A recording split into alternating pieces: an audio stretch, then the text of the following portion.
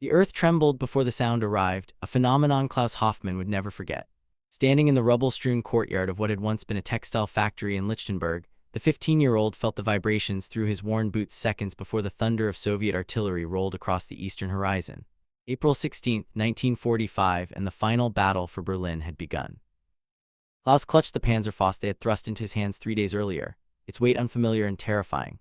Around him, the other members of Volkssturm Battalion 5115 stood in various states of readiness, their uniforms a patchwork of civilian clothes marked with armbands, their weapons ranging from Great War rifles to farming implements. The boy looked down at the anti-tank weapon, remembering the 30-minute training session that constituted his entire military education. Point the tube, remove the safety, squeeze the trigger at 50 meters. Simple enough to explain, impossible to imagine actually doing. Beside him, Otto Becker adjusted his spectacles with trembling fingers, the former schoolteacher's face gray in the pre-dawn light. At 62, Otto had spent 4 decades teaching mathematics to children in Charlottenburg, his life measured in chalk dust and examination papers. Now he wore the armband of the Volkssturm, a rifle from 1898 slung across his shoulder, and the certain knowledge that his government had finally demanded the only thing he had left to give.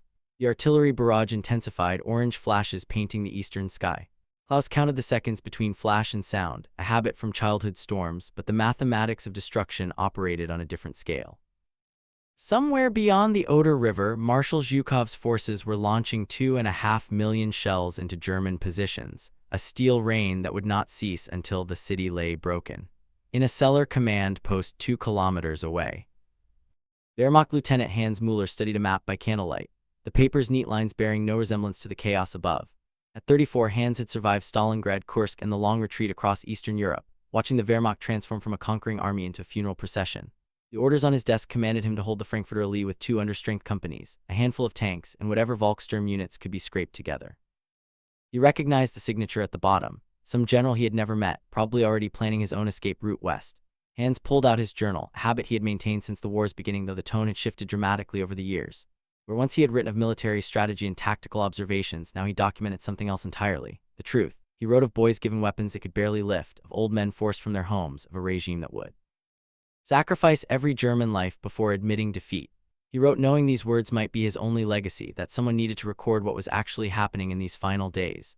The radio in the corner crackled to life, a propaganda broadcast promising miracle weapons and final victory.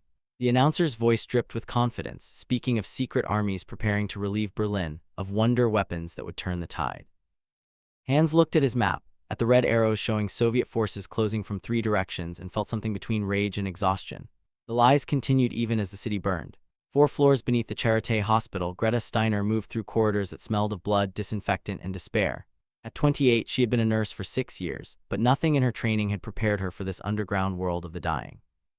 The hospital's basement had become a warren of makeshift operating rooms and recovery wards, lit by failing generators, staffed by exhausted medical personnel treating wounds that would have been unimaginable in peacetime. She paused beside a young soldier, perhaps 17, who had lost both legs to a tank shell. He called for his mother in his delirium, and Greta held his hand, knowing there was nothing else she could offer. The morphine had run out days ago. She thought of her own family in Hamburg, wondered if they had survived the firebombing, if her letters had reached them. Communication had become sporadic, the postal system collapsing along with everything else. Above ground, Klaus finally found a moment to write. He pulled out the precious paper and pencil stub, settling into a doorway that offered minimal shelter from the cold wind. His mother in Bavaria seemed impossibly distant, living in a different world where perhaps the war had not yet consumed everything. He wrote of his assignment, of the honor of defending the capital, of his confidence in final victory. The words came automatically, the phrases he had heard in countless speeches and read in newspapers. He did not write of his fear, of the way his hands shook, of Otto's quiet despair. Those truths seemed too dangerous to commit to paper, even in a letter to his mother. Otto watched the boy write and felt his heart break. He had taught hundreds of children over the decades, watched them grow and learn, sent them into the world with education and hope. Now he stood beside one who should have been in his classroom, learning algebra and literature, not clutching a weapon and preparing to die for a cause already lost. Otto had begun his own letter the previous night, writing to his wife Margaret by the light of a candle stub. He wrote of love and memory, of their life together, of the garden they had planted and the books they had read. He did not write of hope because he had none left. The sun rose over Berlin, revealing a city transformed. Where once stood proud buildings now stood hollow shells, their windows empty, eyes staring at a sky thick with smoke. The streets were canyons of rubble, the parks scarred by bomb craters and anti-aircraft positions. And still the radio broadcast its promises, still the posters proclaimed final victory, still the SS patrols hunted for defeatists and deserters. Klaus sealed his letter, addressed it carefully, and tucked it into his jacket. Around him, the Volkssturm battalion prepared for the Soviet advance, old men and boys arranging themselves to face an army that had fought its way from Moscow. The artillery continued its terrible symphony, and the earth continued to tremble, and the final chapter of the Third Reich began to write itself in blood and fire. Hitler's 56th birthday arrived with the sound of artillery shells, a symphony of destruction that never paused. In the Führer bunker, 50 feet beneath the Reich Chancellery gardens, champagne flowed and congratulations echoed through concrete corridors while Berlin burned. Overhead, the disconnect between celebration and catastrophe had become absolute, a final demonstration of the regime's detachment from reality. Klaus Hoffmann experienced his first combat on April 21st, in the rubble-strewn streets of Tempelhof. The Soviet tanks appeared through the smoke like prehistoric monsters, their engines growling, their treads crushing everything beneath them. He crouched behind a shattered wall, the Panzerfaust heavy in his sweating hands, watching as the lead tank approached. His training had been theoretical, diagrams on paper, instructions shouted in a courtyard. Now the reality of steel and fire bore down on him and his body refused to move. Otto Becker grabbed the boy's shoulder, his grip surprisingly strong for a man his age. The former teacher had positioned himself beside Klaus deliberately, having recognized something in the boy that reminded him of his own grandson. Otto had made a decision in these final days, if he could not survive. Perhaps he could ensure that at least one child did. He pointed to an escape route through the rubble, a path that would take them away from the advancing armor, but Klaus shook his head, paralyzed by duty and fear in equal measure. The tank's turret swung toward their position, and Otto made the choice for both of them. He fired his ancient rifle at the tank, a gesture as futile as throwing stones at a fortress, but it bought them seconds. Klaus stumbled backward, and Otto followed, both men scrambling through the ruins as machine gun fire chewed apart the wall they had sheltered behind. They ran until their lungs burned, until the sounds of battle faded to a distant roar, until they collapsed in the basement of a gutted apartment building. That night Klaus wrote his second letter home. His hands shook so badly he could barely form the words, and what emerged on the paper bore little resemblance to his first confident missive. He wrote of the tanks, of the terrible sound they made, of how the propaganda broadcasts had never mentioned the smell of burning flesh or the way buildings collapsed into themselves like dying giants. He wrote that he was afraid, that he did not want to die, that he no longer understood what they were fighting for. Then he read what he had written, felt a surge of shame at his weakness, and considered destroying the letter. But Otto, watching from across the cellar, encouraged him to keep it, to preserve the truth. Otto had spent the evening writing his own letters, multiple pages addressed to his wife Margaret, to his daughter Anna, to his grandson Peter, who was Klaus's age. He wrote with the careful precision of a teacher, documenting what he witnessed with an educator's eye for detail. He described the children in uniform, the old men with weapons, the fanatical officers who shot anyone who spoke of surrender. He wrote that he had tried to protect one boy at least, and hoped that it would matter. He sealed these letters carefully, entrusting them to Klaus with instructions to mail them if the boy survived and Otto did not. SS Captain Werner Krause represented everything Otto despised and Klaus had been taught to admire. At 42, Krause had spent his entire adult life in service to the party, rising through the ranks on ideological purity rather than military competence. He arrived in their sector on April 23rd, immaculate in his uniform despite the chaos, his eyes burning with the certainty of the true believer. Klaus watched as Krause assembled the scattered defenders, perhaps 50 men ranging from 14 to 70 years old. The SS captain spoke of duty and honor, of the Führer's genius, of the final victory that awaited if they only held firm. His voice never wavered, even as a building collapsed 2 streets away, even as the sound of Soviet artillery grew steadily closer. He quoted from Mein Kampf, from Hitler's speeches, from the mythology of National Socialism that had sustained him for 2 decades. Then Krause demonstrated his commitment to discipline. 3 soldiers had been found hiding in a cellar, attempting to remove their uniforms and blend with civilians. Krause had them dragged before the assembled defenders and shot them in the street, their bodies left as a warning. Klaus felt his stomach revolt but forced himself to watch, to bear witness. Otto closed his eyes and prayed silently, the first time he had prayed in years. That evening, Krause wrote his own letters, and the contrast with Otto's could not have been more stark. Where Otto wrote of tragedy and waste, Krause wrote of glorious sacrifice. He described the executions as necessary justice, the defense of Berlin as the culmination of National Socialist virtue. He wrote to his wife that he was proud to die for the Führer, that their children should remember him as a warrior who never surrendered. His handwriting was bold and confident, unmarred by doubt. Lieutenant Hans Müller encountered Greta Steiner on April 24th when he brought a wounded soldier to the underground hospital. The man had taken shrapnel to the abdomen, his intestines visible through the torn uniform, his screams echoing through the tunnels. Hans helped carry him down the stairs, through corridors slick with blood, into a room where Greta worked by the light of a failing bulb. She moved with practiced efficiency, her face exhausted but focused, her hands steady despite the horror of the wounds she treated. Hans watched her work, marveling at her composure, at the way she spoke gently to the dying soldier even as she knew there was nothing she could do to save him. When the man finally stopped breathing, she closed his eyes and turned to Hans, and for a moment they simply looked at each other, two people who had witnessed too much, who had survived too long. They spoke briefly, sharing a cigarette that Hans produced from his pocket, the tobacco stale but precious. Greta told him about the hospitals conditions, the lack of supplies, the wounded who begged not to be left for the Soviets. Hans told her about the defense, about the orders that made no military sense, about the boys and old men being thrown against tanks. Neither offered false hope or empty reassurance. They had moved beyond such comforts. Before leaving, Hans added to his journal, writing about Greta and the hospital, about the contrast between human compassion and institutional madness. He wrote that if anyone found these pages, they should know that not everyone had embraced the insanity, that some had remained human until the end. He sealed the journal in oilcloth, tucking it into his uniform, a testament he hoped would outlive him.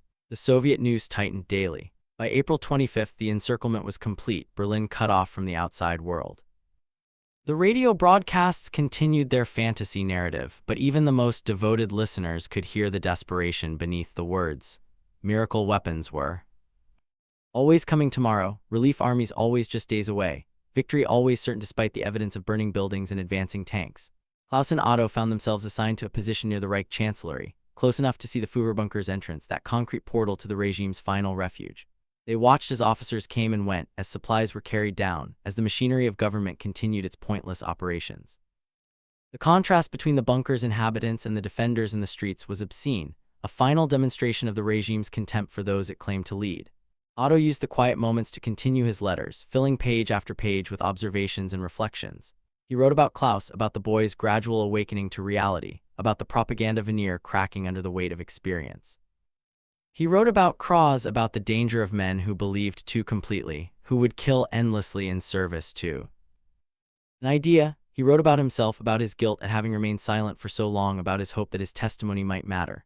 Klaus wrote too, his letters growing more desperate with each passing day. He confessed his fear to his mother, his confusion, his growing certainty that everything he had been taught was lies. He wrote about Otto, about the old teacher who had become his protector, about the kindness that persisted even in hell. He asked forgiveness for his earlier enthusiasm, for having believed, for having wanted to serve a cause that demanded such terrible sacrifices. Kraus continued his executions, shooting deserters and defeatists with mechanical efficiency. He wrote letters praising each execution, describing them as acts of purification, as necessary measures to maintain fighting spirit. His certainty never wavered, his faith never cracked. He represented the regime's true face, ideology sustained beyond all reason, belief maintained unto death.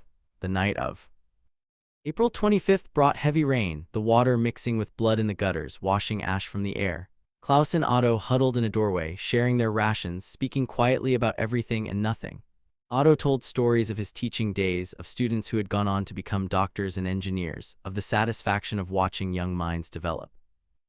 Klaus listened and understood that Otto was giving him something precious, a vision of what life could be beyond war, beyond ideology, beyond the madness that had consumed their world. The Reich Chancellery district had become a landscape from nightmare, where reality and delusion existed in separate dimensions, separated by mere meters of concrete and earth.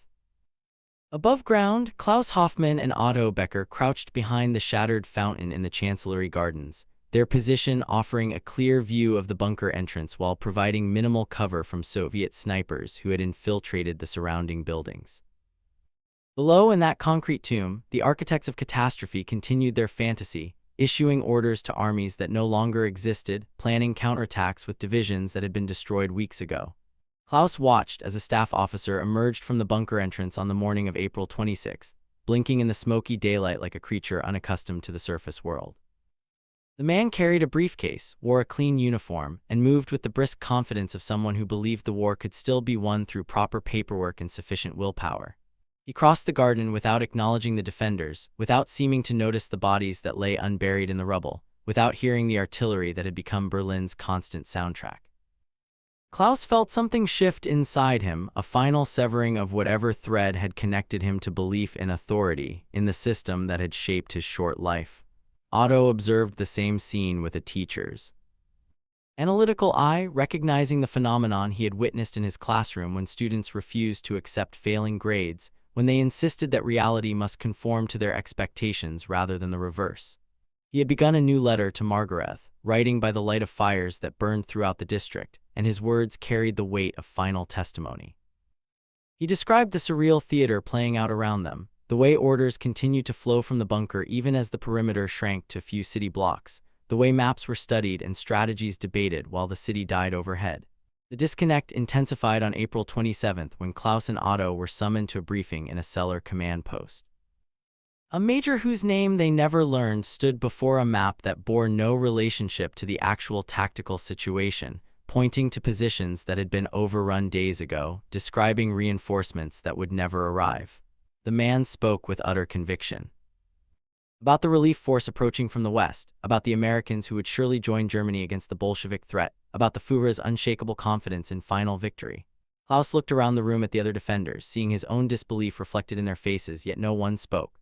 The penalty for defeatism was immediate execution, and SS Captain Klaus stood in the corner, watching for any sign of wavering faith. After the briefing, Klaus found a quiet moment in the ruins of what had once been a ministry building. He pulled out his remaining paper, knowing this would likely be his final letter. His hand moved across the page with desperate urgency, the words pouring out without the careful consideration of his earlier correspondence. He wrote that he was afraid, that he no longer believed in anything except his desire to survive, that he was sorry for having been so easily convinced by the lies. He confessed that he had wanted to believe that the uniforms and flags and speeches had made him feel part of something larger than himself, but that he now understood the cost of such belonging. He asked his mother's forgiveness, not for failing to be brave, but for having been willing to die for a cause that had never deserved such sacrifice. Otto discovered Klaus writing and settled beside him, adding his own pages to what had become a substantial collection of letters. He wrote about the children forced into uniform, about boys like Klaus who should have been learning mathematics and literature, not how to fire Panzerfausts at tanks. He wrote that he was bearing witness, that someone needed to record the truth of these final days, that history required testimony from those who had seen the regime's ultimate expression. His letter was addressed to his wife, but he wrote knowing it was really meant for whoever might find it, whoever might need to understand what had happened here. Lieutenant Hans Müller had been ordered to hold a position along Wilhelmstrasse, a street that had once represented the heart of German power and now served as a shooting gallery for Soviet artillery. He commanded perhaps 30 men, a mixture of Wehrmacht veterans, Volkssturm and Hitler Youth, armed with weapons ranging from modern assault rifles to hunting shotguns. The position was indefensible, the orders militarily absurd, yet he was expected to hold until relieved or destroyed. In the brief respite between Soviet assaults, Hans wrote in his journal, his philosophical reflections growing darker and more penetrating. He wrote about complicity, about how ordinary Germans had enabled the regime through their silence, their obedience, their willingness to believe comfortable lies rather than confront uncomfortable truths. He wrote that he was guilty too, that he had followed orders even when he knew they were wrong, that he had participated in a system whose ultimate logic led inevitably to this apocalyptic conclusion. He wrote that perhaps they all deserved this ending, that a nation which had inflicted such suffering on others could not expect mercy when judgment finally arrived. Yet Hans also wrote about the individual acts of humanity he had witnessed, the small rebellions against the machinery of death. He described Greta in the hospital, tending to the wounded with compassion that transcended ideology. He wrote about soldiers who had quietly helped civilians escape, about officers who had ignored deserters rather than shoot them, about the persistent human decency that survived even in hell's anteroom. These observations offered no redemption, no excuse, but they suggested that not everything had been consumed by the darkness. Greta Steiner's world had contracted to the underground hospital's blood-slick corridors, where the wounded arrived in waves that corresponded to Soviet attacks. On April 28, she treated a boy who could not have been more than 14, his leg shattered by shrapnel, his eyes wide with shock and incomprehension. As she worked, he babbled about the medals he would receive, about how proud his father would be about the victory that was surely coming. Greta said nothing, focusing on her work, knowing the boy would likely die from infection even if the wound itself didn't kill him. During a rare quiet moment, she wrote to her sister in Hamburg, assuming the letter would never be sent but needing to record her experiences nonetheless. She described the wounded who begged not to be left for the Soviets, their terror of retribution for crimes committed in the regime's name. She wrote about the rumors that circulated through the hospital, stories of mass rapes and executions in captured districts, tales that might be propaganda but might also be truth. She confessed her own fear, her uncertainty about whether survival was even desirable, whether anything could justify continuing to exist after witnessing such horror. SS Captain Klaus remained the regime's perfect servant until the end, his faith unshaken by the evidence of collapse surrounding him. On April 29, he executed 2 more soldiers for desertion, hanging them from a lamppost with signs declaring them traitors. He wrote letters describing these acts as necessary discipline, as demonstrations of the will that would ultimately prevail. His correspondence revealed no doubt, no recognition of the obvious reality, no acknowledgement that the cause he served had already been lost. He quoted Hitler's speeches, invoked the mythology of National Socialist virtue, and promised his wife that their sacrifice would be remembered for 1,000 years. Klaus watched one of Krause's executions, forced to stand at attention as 2 men were killed for the crime of wanting to live. One of the condemned was perhaps 50, a postal worker who had been drafted into the Volkssturm and had tried to return home to his family. The other was younger, a soldier who had survived the Eastern Front. Break under the strain of Berlin's final battle. They died badly, struggling against the ropes, their faces turning purple as Krause watched with satisfaction. Klaus felt something die inside himself, some final remnant of innocence or hope, and he understood that he was witnessing not just murder but the regime's essential nature finally revealed. That night, the bunker's shadow seemed to extend across the entire district, a darkness that was psychological as much as physical. Klaus and Otto huddled in their position, exhausted beyond sleep, listening to the sounds of battle drawing ever closer. They spoke quietly about what would come next, about the likelihood of survival, about the letters they had written, and whether anyone would ever read them. Otto made Klaus promise to try to survive, to carry their testimony forward, to ensure that someone remembered the truth of these final days. The illusion was ending, the fantasy collapsing under the weight of Soviet artillery and the evidence of absolute defeat. Yet still the orders flowed from the bunker, still the regime demanded sacrifice, still true believers like Krause executed those who acknowledged reality. Klaus sealed his final letter, tucked it carefully into his jacket alongside Otto's growing collection, and prepared for whatever dawn would bring.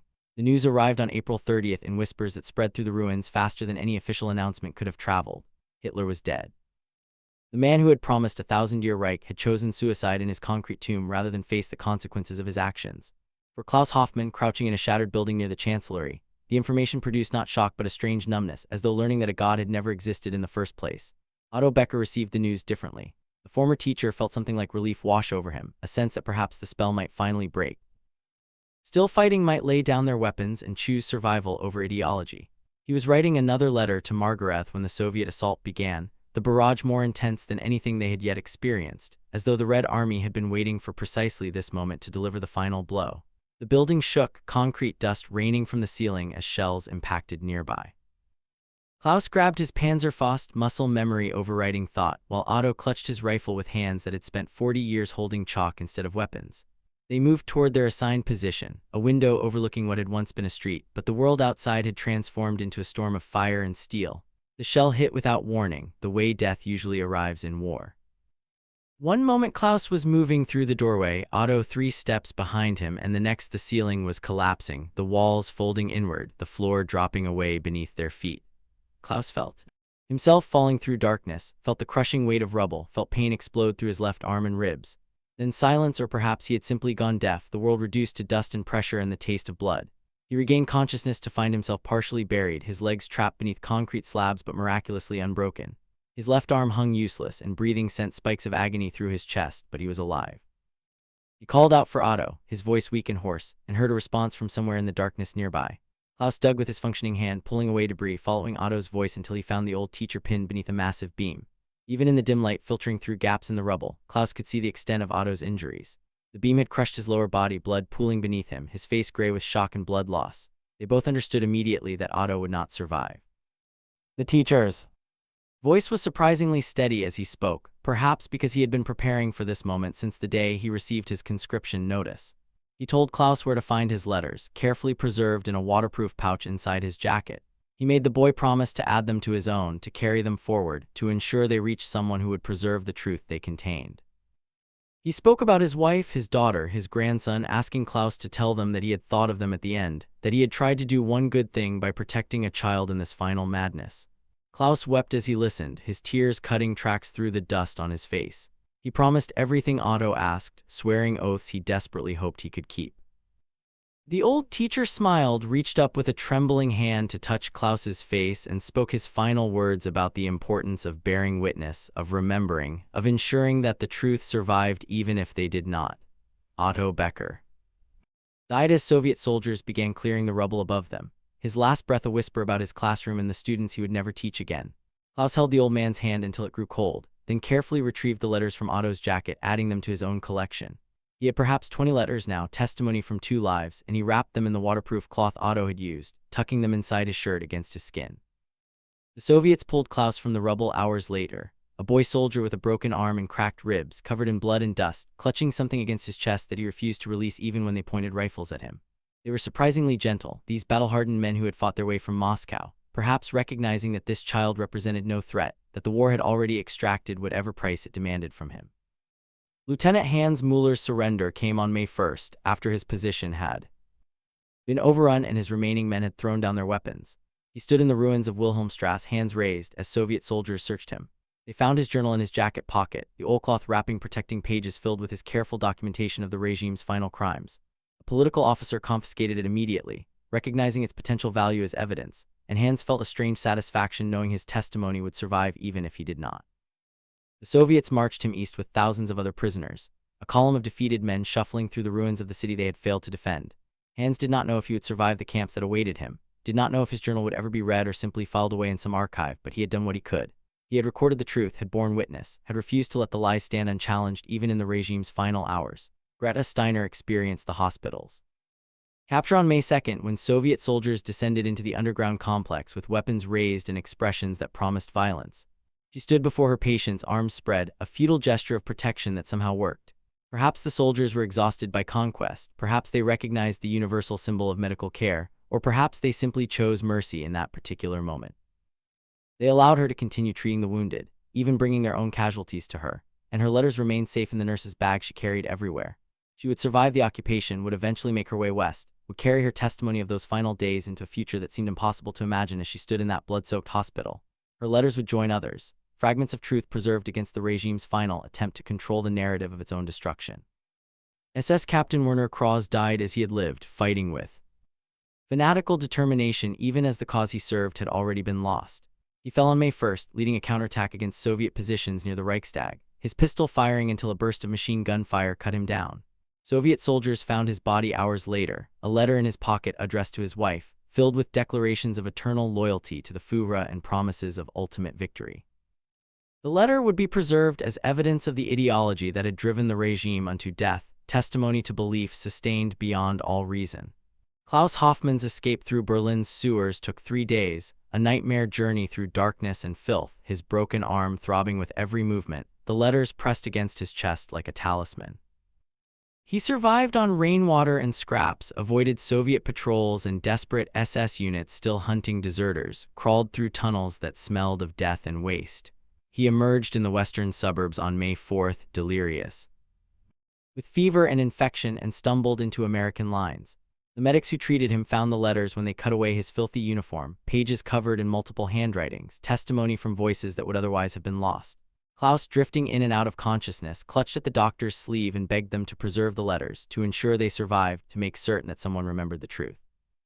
He recovered slowly in an American field hospital, his body healing while his mind struggled to process everything he had witnessed.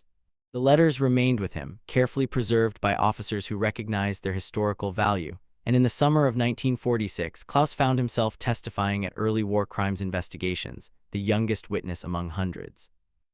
He spoke about Otto Becker, about the old teacher who had tried to protect him, about the letters that documented both Nazi fanaticism and ordinary Germans' suffering.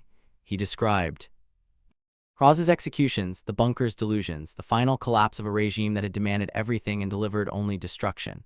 He read from the letters, his voice breaking as he shared Otto's words about the children forced to fight, Hans's reflections on complicity, Greta's descriptions of the wounded begging for mercy. The investigators listened, recorded, preserved. The letters became evidence, testimony, historical record. They joined thousands of other documents in archives that would be studied for generations, fragments of truth that survived the regime's attempt to control its own narrative even in death.